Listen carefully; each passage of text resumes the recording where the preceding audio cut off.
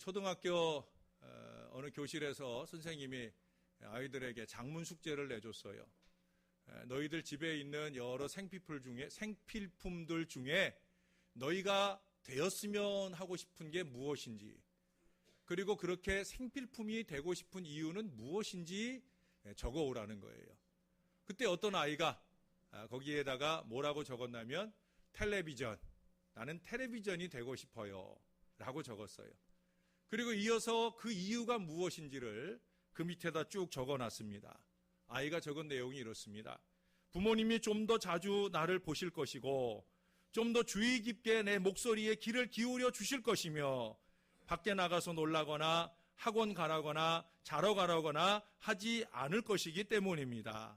또한 TV 프로그램이 끝나기 전에는 절대로 잠들지 않으시니까요 라고 적어놨어요. 아마 부모님이 맞벌이이시거나 아니면 그렇지 않음에도 불구하고 아이에게 너무 관심이 없는 부모들이 아니었나, 아이가 그 부모님들의 마음을 꼬집으며 이 글을 썼다고 생각이 되어집니다.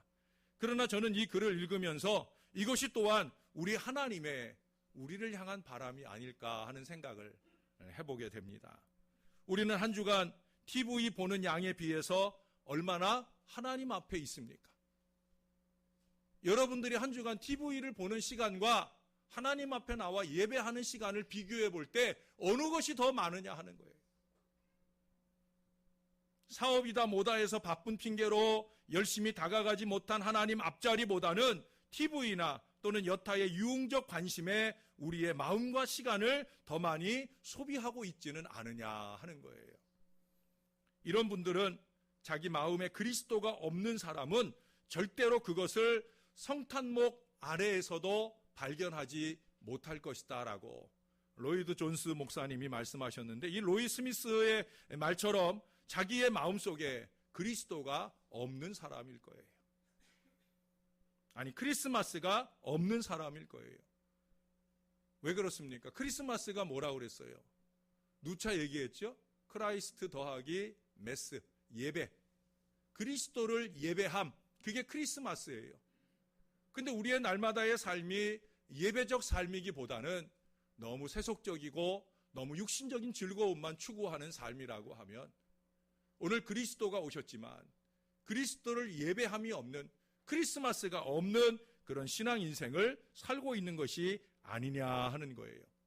오늘 본문은 짤막한 한 구절로 이런 선언을 해주고 있습니다. 하나님의 아들 예수 그리스도의 복음의 시작이라. 이게 아주 짧은 한마디지만 이 안에 대단한 선포와 선언이 있는 거예요. 이 구절로 중심으로 해서 BC, 주전, 비포 크라이스트, 예수 이전과 AD, 주후, 아노 도미니, 예수 이후, 주 후에 이 역사가 바로 이 구절로부터 분기점이 되어서 나누어진다라는 사실이에요. 이미 2000년 전에 주전과 주후의 분기점이 이 땅 위에 이루어졌다라는 사실을 보여줍니다. 그러나 여러분, 사람들 개개인의 마음속에서 주전과 주후가 이루어지는 것은 사람마다 다 달라요. 어떤 사람은 20년 전, 30년 전에 예수 믿으면서 주후의 인생을 시작하신 분들이 있고요. 어떤 분들은 불과 1년도 안 되는 주후의 삶을 살아오신 분들도 있을 거예요. 물론 그것은 교회를 다녔다고 다 주후의 삶을 사는 건 아닙니다. 제가 여러분 교회 생활과 신앙 생활을 구분해서 말하는 목사인 것을 용서해 주세요. 그러나 오늘날 많은 교인들이 예수를 믿는다고 그렇게 교회를 다니지만 참으로 그리스도가 그 중심에 있고 그리스도를 예배함이 그 중심에 살아있는 주후적인 신앙 인생을 사느냐라고 하는 질문을 던졌을 때에는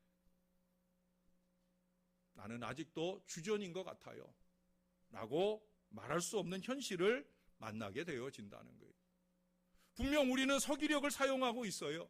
그런 문화 속에 살고 있음에도 불구하고 아직까지도 주전 속에 여전히 머무는 사람들을 우리는 얼마든지 볼 수 있다는 거예요. 이 세상의 역사가 하나님의 주권적인 계획 아래, 사랑의 계획 아래 예수 그리스도를 맞이함으로 주전과 주후의 역사가 분명히 나누어진 것처럼 우리 각 개인도 예수 그리스도를 나의 구주로 영접하면서 이제는 주전을 청산하고 주후의 은혜와 변화 속에 살아갈 수 있어야 되는데, 세례를 받은 지 한참 됐어도 여전히 주전의 인생에서 허덕거리고 있지는 않으냐 하는 거예요. 여러분, 성경에 보면 주후적 삶의 변화를 분명하게 나타내는 분들이 많이 있어요. 예수 믿는 사람들을 찾아서 핍박을 일삼았던 사울, 그가 다메섹 도상에서 예수를 만나잖아요. 예수를 만나기 이전의 주전의 삶은 예수 믿는 사람들을 핍박하던 삶이었어요. 그러나 이제 예수를 만나게 되고 예수를 믿게 될 때 그는 전혀 다른 삶으로의 변화, 주적 인생이 되었던 것을 우리는 잘 압니다. 그는 위대한 선교사가 되어서 거듭난 인생을 살았다라고 하는 거예요. 주전의 사울이 주후의 바울로 분명하게 탈바꿈한 역사를 우리에게 보여줍니다. 주전의 인생일 때는 자기 영광을 자랑하고 그래서 큰 자 사울이라는 인생으로서의 즐거움을 누렸어요. 그러나 예수를 만나고 나니까 그거 다 아무것도 아니라는 거예요. 그걸 다 배설물처럼 여기고 주적 신앙 인생으로 나는 작은 자입니다, 바울이라고 하는 이름으로 변화된 아름다운 삶을 살아냈어요. 우리가 얼마 전에 보았던 마태복음 2장의 동방박사들, 그 사람들도 예수, 비록 아기 예수였지만 그 아기 예수를 만나고 난 뒤에 어찌 됐어요? 그들은 다른 길로 고국에 돌아갔어요. 주적인 다른 길을 가게 되었다는 거예요. 그것은 단순히 집으로 돌아가는 다른 길만 같다고 생각되지 않아요. 그들은 예수를 만난 사람들답게 다른 주적 삶을 살았을 것이다. 저는 그렇게 생각을 합니다. 예수님의 부모님들도 마찬가지죠. 예수를 낳고 베들레헴을 떠나 애굽으로 갔다가 나중에 다시 나사렛으로 오면서 그들은 이전에 주전의 삶이 아니라 주후의 삶의 터전에서 이 아들 예수를 공생애의 위대한 역사가 이루기까지 30년 동안을 잘 돌보고 키우는 하나님의 뜻 따라 그 아기 예수를 키워가는 주적 삶의 역사를 이루어 왔다라고 하는 거예요. 그러니 그 품 안에서 자라는 예수님이 그 키와 그 지혜가 자라가며 하나님과 사람에게 사랑스러워 갔다 했어요. 저나 여러분이 어떻게 사느냐에 따라 우리 아이들의 미래가 달라지는 거예요. 우리가 제대로 주의 인생을 살아지게 되면 우리 아이들의 미래가 키와 지혜가 자라가며 하나님과 사람들에게 사랑받는 역사를 이루게 될 줄로 믿습니다. 여러분, 이 세상은 여러분이 잘 아는 대로 뚜렷한 서기력, 즉 주의 역사를 사용하고 있어요. 주전과 다름없는 시대를 여전히 형성하면 안 되는데도 불구하고 오늘 이 시대는 여전히 주전과 다름이 없습니다. 지금도 세례 요한같이 불같은 진노와 회개의 메시지를 선포할 강력한 영적 입술이 절실하게 필요한 시대인 것을 우리는 너무나 잘 압니다. 여러분, 전에 어른들은 3D 기피 시대 뭐 이런 말을 썼잖아요. 3D가 뭐예요? 더티, 더러운, dangerous, 위험한, difficult, 어려운, 이것으로 설명되어지는 그러한 직종들, 3D 기피 직종들이 있었잖아요. 그러나 사실 우리의 경제를 돌아보면 결국 그렇게 깊이 되어지는 직종의 사람들의 수고와 땀과 눈물을 통해 오늘 우리의 경제가 완성된 걸 우리는 잘 압니다.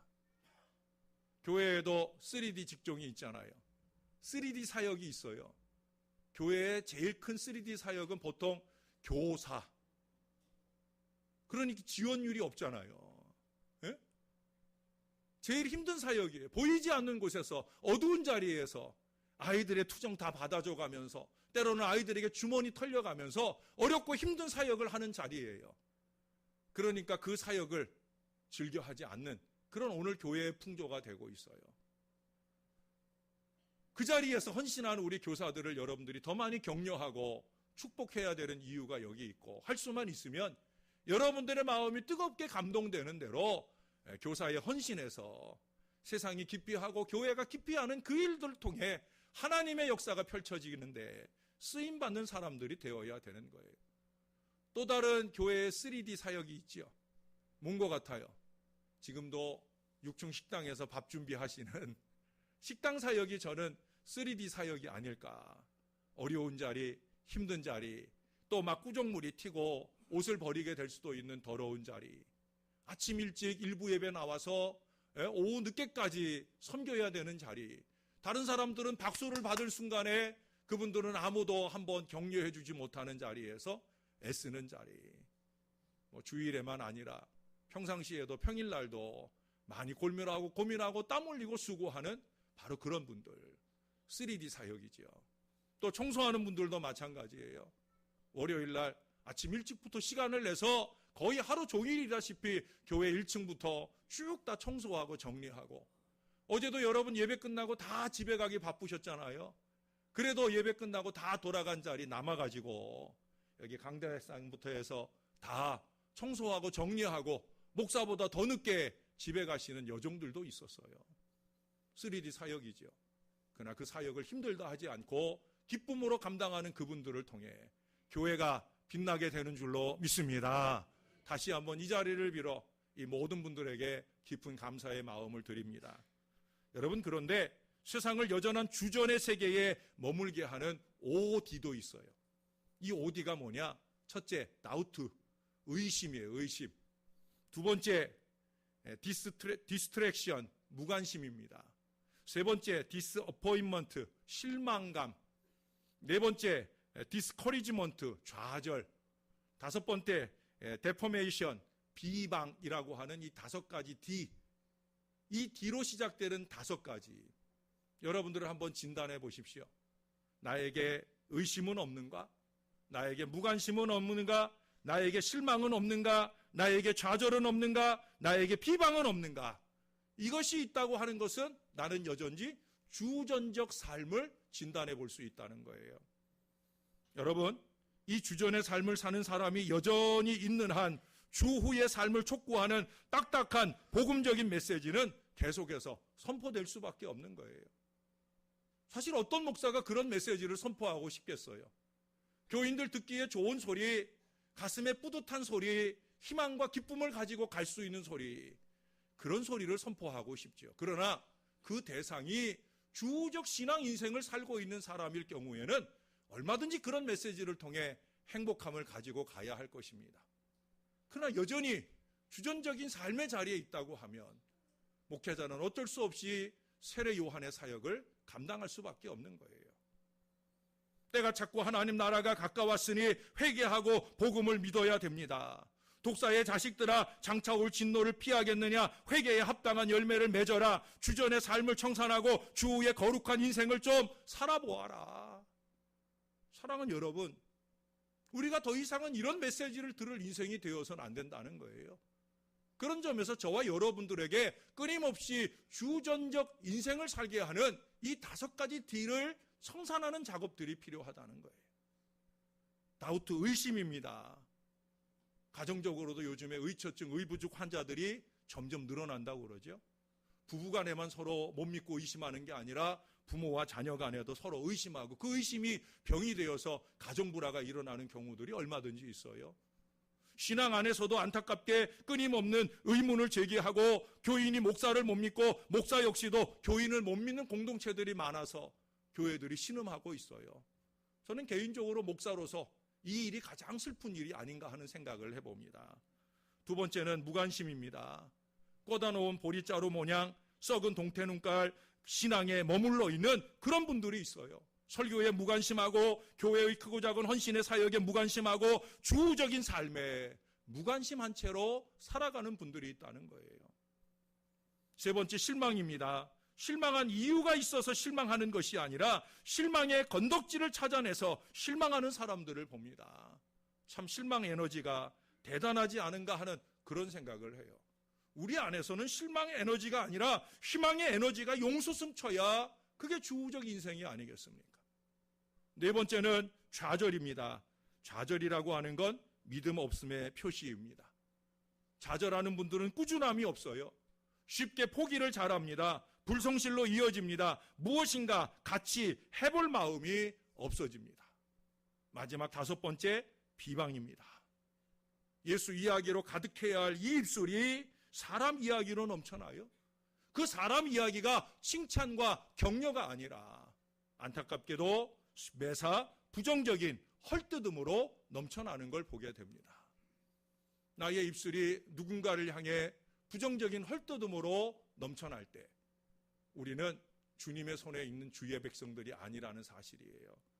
여러분, 이 오디는 흑암의 세력이 주도하는 파괴와 죽음의 전략입니다.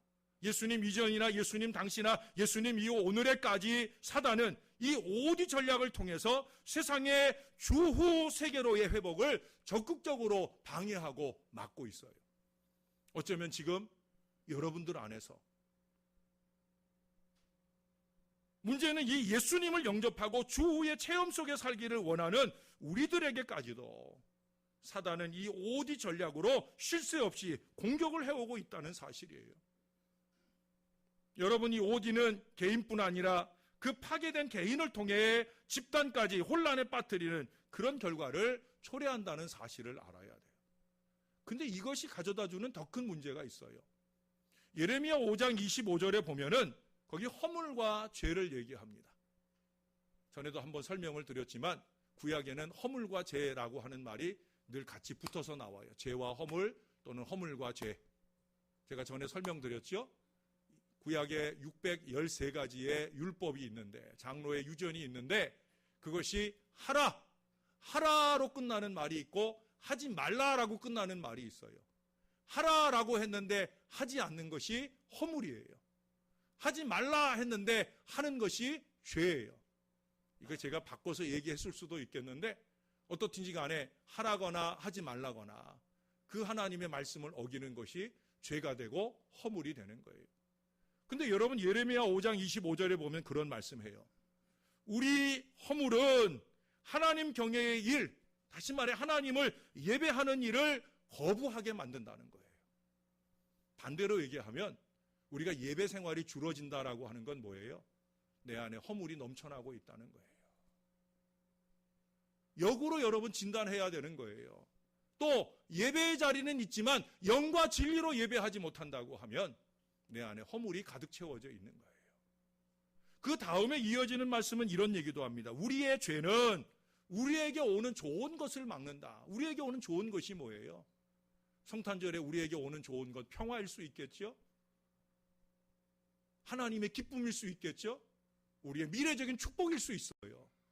그 모든 것들이 우리에게 오는 걸 무엇이 막고 있느냐? 죄가 막고 있다는 거예요. 죄나 허물은 좀 전에 말씀드렸던 오디, 바로 그것들을 통해 우리 안에 가득 채워지게 돼요. 나를 통해 우리의 가정에, 나를 통해 우리의 교회 가운데 채워지게 돼요.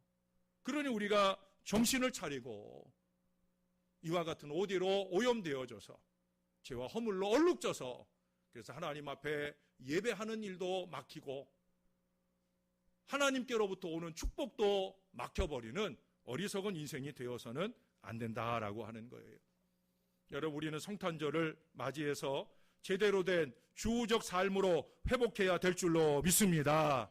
내 안에 계신 예수 그리스도의 주권을 인정하고 그 주님이 나를 인도하시는 데 따라서 나아가는 믿음의 인생을 결단해야 될 줄로 믿습니다. 무엇보다 이번 성탄절이 그리스도를 온전히 예배함이 회복되는 은혜의 절기가 되어야 할 줄로 믿습니다.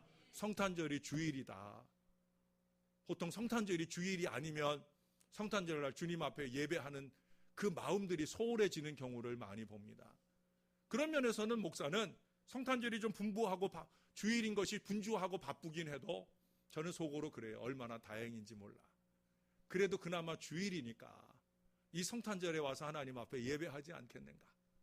이 기회로 통해서 주님께 예배함이 회복되는 저와 여러분이 될 수 있기를 바랍니다. 그래서 날마다의 삶이 그리스도와 연합된 그 교제를 이루는 건강한 믿음의 삶이 되시기를 주님의 이름으로 축원합니다.